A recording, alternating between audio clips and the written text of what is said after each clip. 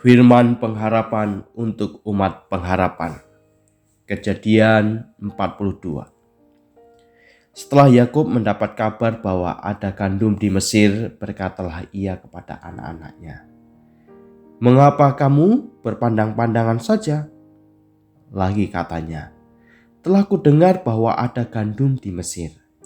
Pergilah ke sana dan belilah gandum di sana untuk kita, supaya kita tetap hidup dan jangan mati." Lalu pergilah 10 orang saudara Yusuf untuk membeli gandum di Mesir. Tetapi Yakub tidak membiarkan Benyamin, adik Yusuf, pergi bersama-sama dengan saudara-saudara, sebab pikirnya, jangan-jangan ia ditimpa kecelakaan nanti. Jadi di antara orang yang datang membeli gandum, terdapatlah juga anak-anak Israel, sebab ada kelaparan di tanah Kanaan. Sementara itu Yusuf telah menjadi mangku bumi di negeri itu. Dialah yang menjual gandum kepada seluruh rakyat negeri itu. Jadi ketika saudara-saudara Yusuf datang, kepadanya lah mereka menghadap dan sujud dengan mukanya sampai ke tanah.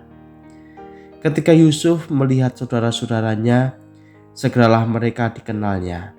Tetapi ia berlaku seolah-olah ia seorang asing kepada mereka. Ia menegur mereka dengan membentak, katanya, "Dari mana kamu?" Jawab mereka, "Dari tanah Kanaan untuk membeli bahan makanan." Memang Yusuf mengenal saudara-saudaranya itu, tetapi dia tidak dikenal mereka.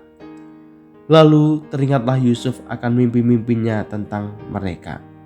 Berkatalah ia kepada mereka, "Kamu ini pengintai. Kamu datang untuk melihat-lihat di mana negeri ini tidak dijaga?"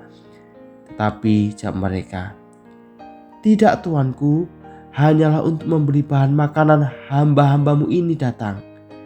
Kami ini sekalian anak dari satu ayah. Kami ini orang jujur. Hamba-hambamu ini bukanlah pengintai." Tetapi ia berkata kepada mereka, "Tidak, kamu datang untuk melihat-lihat di mana negeri ini tidak dijaga." Lalu jawab mereka, "Hamba-hambamu ini 12 orang. Kami bersaudara, anak dari satu ayah di tanah Kanaan. Tetapi yang bungsu sekarang ada pada ayah kami, dan seorang sudah tidak ada lagi." Lalu kata Yusuf kepada mereka, "Sudahlah, seperti telah kukatakan kepadamu tadi, kamu ini pengintai. Dalam hal ini juga kamu harus diuji. Demi hidup Firaun, kamu tidak akan pergi dari sini jika saudaramu yang bungsu itu tidak datang kemari. Suruh seorang daripadamu untuk menjemput adikmu itu, tetapi kamu ini harus tinggal terkurung di sini. Dengan demikian perkataanmu dapat diuji, apakah benar, dan jika tidak, demi hidup Firaun, sungguh-sungguhlah kamu ini pengintai." Dan dimasukkannya mereka bersama-sama ke dalam tahanan 3 hari lamanya. Pada hari yang ketiga berkatalah Yusuf kepada mereka, "Buatlah begini, apakah kamu akan tetap hidup? Aku takut akan Allah. Jika kamu orang jujur, biarkanlah dari kamu bersaudara tinggal seorang terkurung dalam rumah tahanan. Tetapi pergilah kamu, bawalah gandum untuk meredakan lapar seisi rumahmu. Tetapi saudaramu yang bungsu itu haruslah kamu bawa kepadaku, supaya perkataanmu itu ternyata benar dan kamu jangan mati." Demikianlah diperbuat mereka. Mereka berkata seorang kepada yang lain, "Betullah kita menanggung akibat dosa kita terhadap adik kita itu. Bukankah kita melihat bagaimana sesak hatinya ketika ia memohon belas kasihan kepada kita, tetapi kita tidak mendengarkan permohonannya? Itulah sebabnya kesesakan ini menimpa kita." Lalu Ruben menjawab mereka, "Bukankah dahulu kukatakan kepadamu, janganlah kamu berbuat dosa terhadap anak itu? Tetapi kamu tidak mendengarkan perkataanku. Sekarang darahnya dituntut daripada kita." Tetapi mereka tidak tahu bahwa Yusuf mengerti perkataan mereka, sebab mereka memakai seorang juru bahasa. Maka Yusuf mengundurkan diri dari mereka lalu menangis. Kemudian ia kembali kepada mereka dan berkata-kata dengan mereka. Ia mengambil Simeon dari antara mereka, lalu disuruh belenggu di depan mata mereka. Sesudah itu Yusuf memerintahkan bahwa tempat gandum mereka akan diisi dengan gandum dan bahwa uang mereka masing-masing akan dikembalikan ke dalam karungnya, serta bekal mereka di jalan akan diberikan kepada mereka. Demikianlah dilakukan orang kepada mereka itu. Sesudah itu mereka pun memuat gandum itu ke atas keledai mereka, lalu berangkat dari situ.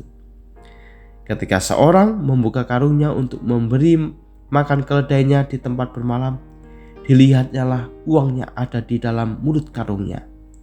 Katanya kepada saudara-saudaranya, "Uangku dikembalikan, lihat ada dalam karungku."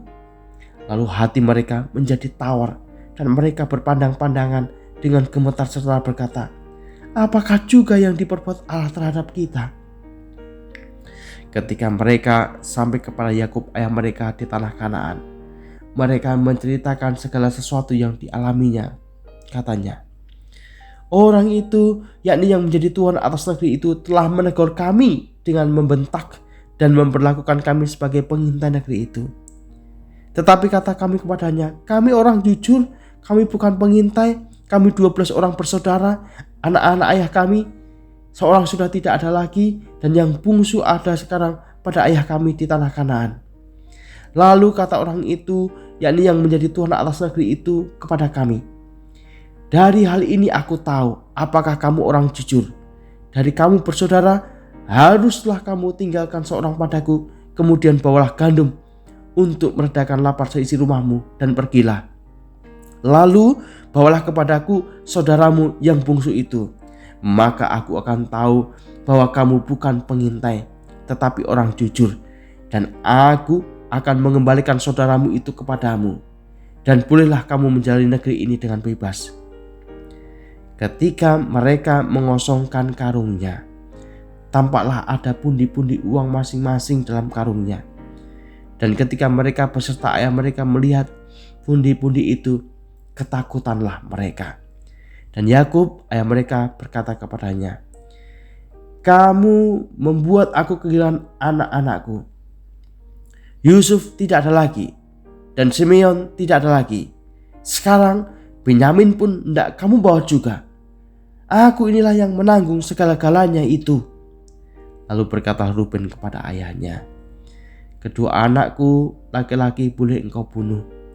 Jika ia tidak kubawa kepadamu, serahkanlah dia ke dalam tanganku, maka dia akan kubawa kembali kepadamu." Tetapi jawabnya, "Anakku itu tidak akan pergi ke sana bersama-sama dengan kamu, sebab kakaknya telah mati dan hanyalah dia yang tinggal. Jika dia ditimpa kecelakaan di jalan yang akan kamu tempuh, maka tentulah kamu akan menyebabkan aku yang ubahan ini turun ke dunia orang mati karena duka cita."